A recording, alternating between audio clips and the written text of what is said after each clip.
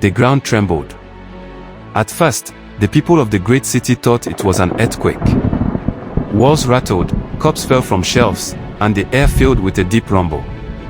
But this was no ordinary quake, it was the sound of something breaking free beneath their feet. Then, with a thunderous roar, the earth split apart. Out of the cracks, massive hands clawed their way up, hands larger than any man's house. The people screamed as enormous figures began to rise from the underground. They were the Nephilim, giants from the forgotten ages, long buried under the weight of time. Their eyes glowed like fire, their voices like crashing thunder. The giants erupted one after another, their sheer size shaking the foundations of the city. They towered above the tallest towers, and with every step they made, the ground cracked open. Houses crumbled beneath their feet.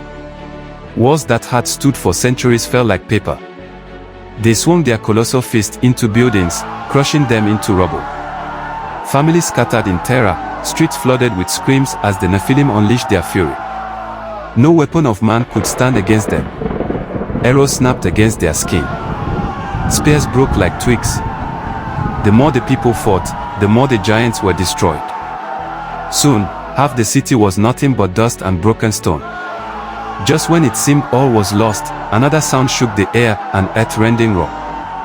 From beyond the hills came creatures that had not walked the world for ages, beasts like dinosaurs, with skin like armor and jaws filled with teeth like swords. Their tails swept through the city, smashing through walls as they charged at the Nephilim.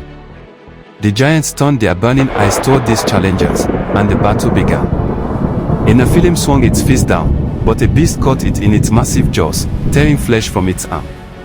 Another giant grappled with a dinosaur, both tumbling into the remains of the city, crushing whatever was left beneath their weight. The ground shook with their struggle, and the air filled with the sound of snapping bones and furious roars. But the chaos was not over. Suddenly, the sky darkened not with clouds, but with wings.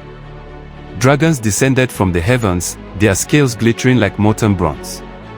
With great cries, they opened their jaws and poured fire upon both Nephilim and beast. Flames rolled across the city like waves of the sea.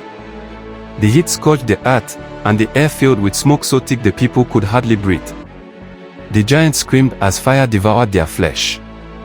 The dinosaur-like creatures roared in fury, snapping at the dragons as their bodies burned. The battle turned into a storm of fire, blood, and terror. The clash of earth-shaking footsteps, bone-cracking bites, and sky-burning fire made the whole city seem like the end of the world. Men, women, and children ran in every direction, searching for safety, but there was none. The giants crushed them underfoot. The beasts ripped apart anything in their path. The dragon's fire spared no one. The once great city was reduced to a ruin of ash, fire, and broken stone. Yet in the midst of all this chaos, there was one who survived. A little girl, no older than 8, slipped through the destruction. She ran with bare feet, her small body darting through alleys where the monsters could not reach. Her parents were gone, lost in the flames, but somehow, she pressed on. She ran past falling towers, past burning houses, until the sounds of battle faded behind her. When night fell, the girl found herself deep in a dark forest.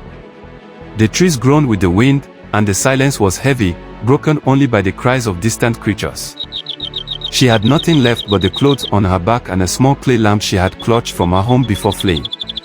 She lit the lamp with shaking hands. Its soft flame flickered against the shadows, casting a circle of light around her. Alone, she lay down on the forest floor, her body weary, her heart heavy with sorrow. Above her, the stars shone bright, as if heaven itself was watching. The little girl curled up beside the lamp. The faint light was her only comfort against the darkness of the forest. She closed her eyes, tears slipping down her cheeks, and whispered a prayer, though she did not know if anyone could still hear. And so, under the silent sky, surrounded by the ruins of all she once knew, the last survivor of the great city fell asleep. The giants were gone. The beast had perished. The dragons had vanished into the night. But in the quiet heart of the forest, a single small flame remained, guarding the life of a child who would carry the memory of what happened that dreadful day, the day the earth itself seemed to rise against mankind.